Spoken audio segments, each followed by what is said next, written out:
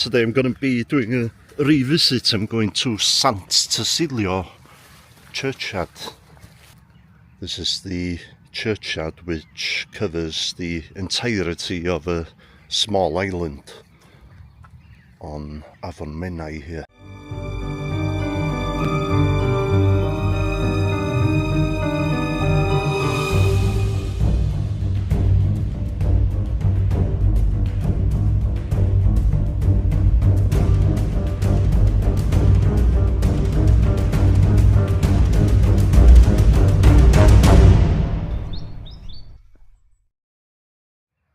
We've got a little bird watching hut, I guess, here.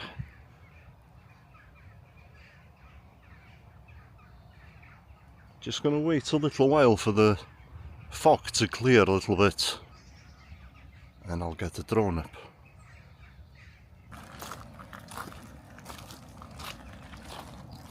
How's that for a view? Our little island with two houses on it is called Ysgorad Goch. The island was historically used as a fishing trap. That's the remains of two fishing weirs,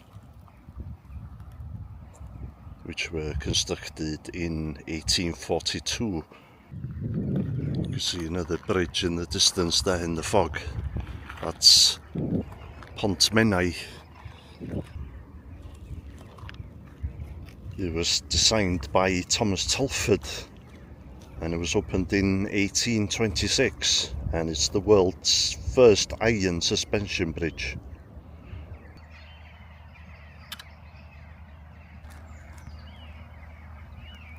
Oh wow, look at that. There's some creature living in the wall here.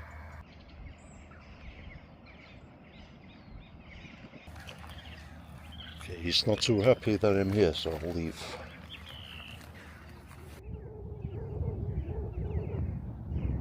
There's an interesting story behind some of the people buried here, so I've been wanting to come back here for a while.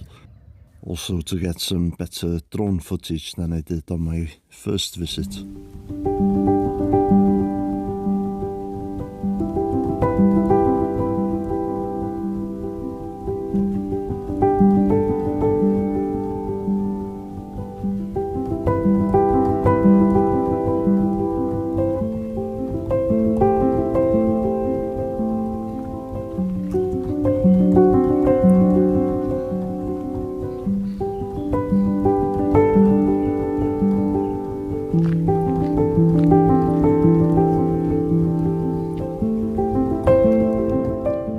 Just approaching the churchyard now. There's a couple of graves that I need to try and find here. So let's see how it goes. Have to show you the tree again.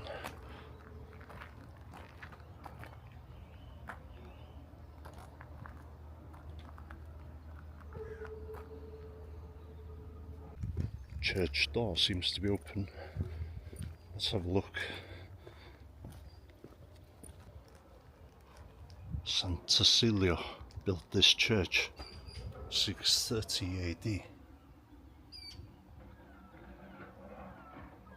That would be the original church, not this current building.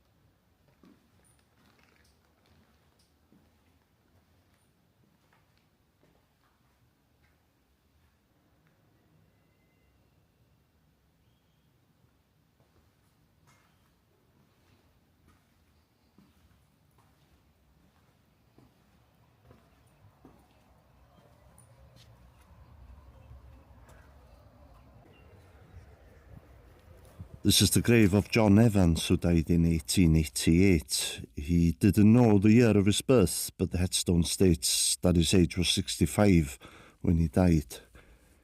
He was famous for being a poet, a notoriously bad one. He was known as y bardd cocos, the cockle bard, as he mainly made his living by selling cockles. Even though he was a terrible poet, the locals egged him on, and they even persuaded him to ask Queen Victoria to marry him.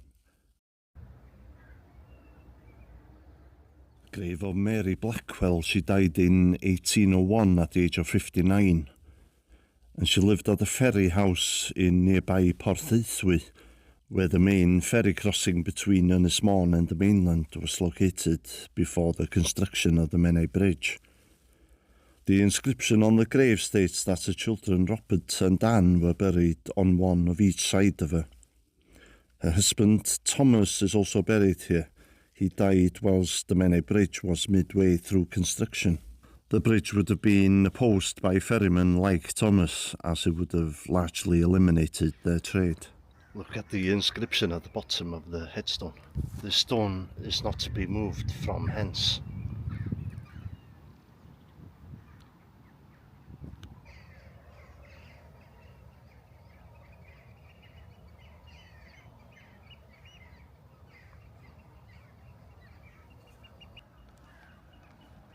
Henry Fisher, he died in 1851.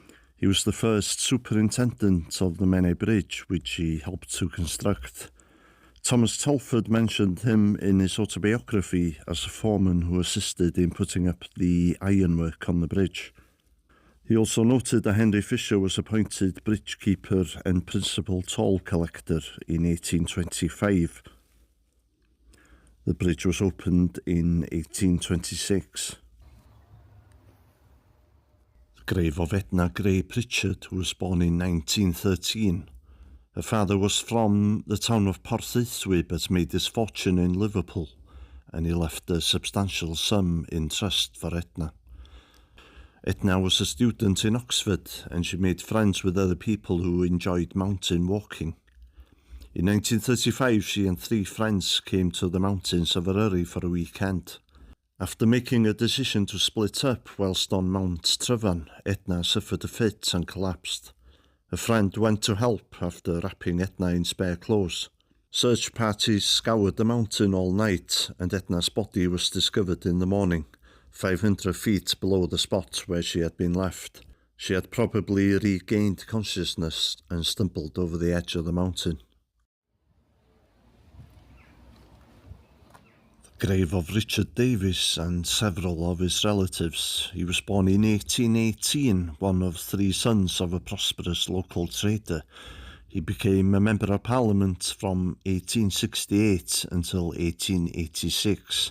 He and his brother Robert funded the construction of a large chapel in the town of Porthaethwy. It was completed just in time for the wedding of his daughter Edith to Russell James Coleman of the Coleman Mustard family. A choir sang beside the grave for Richard's burial in 1896. His personal wealth when he died was the equivalent of $49 million in today's money. This grave isn't on my list. I'll just show it because I like it when the profession of the deceased is stated on the gravestone. This is the grave of Ernest Parry, and he was a cabinet maker.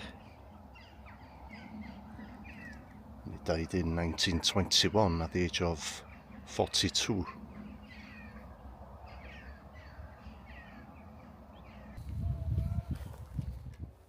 And this is the grave of 2 women, both called Catherine Jones. One died in 1865 and the other in 1924. And they both lived on Ynys Gorad Goch, which I showed you earlier.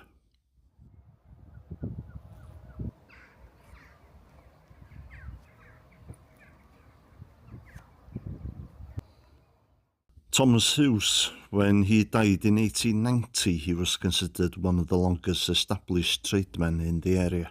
He had been a draper and tailor for 43 years. It's widely believed that he came up with the idea of lengthening the name of the nearby village of Llanfairpwllgwyngyll, and this was to make it the longest place name in Europe with the aim of attracting visitors. He died aged 64 after a short illness. Llanfair Pwll Gwyngyll, Goger a Chwyndrobwyll, St Tysilio Goch is still attracting visitors. And this is the final grave for today. A tiny little grave here, with lots of people leaving shells and rocks on it. ET, 22nd of April, 02. I'm guessing that would be 1902, but it could be 1802.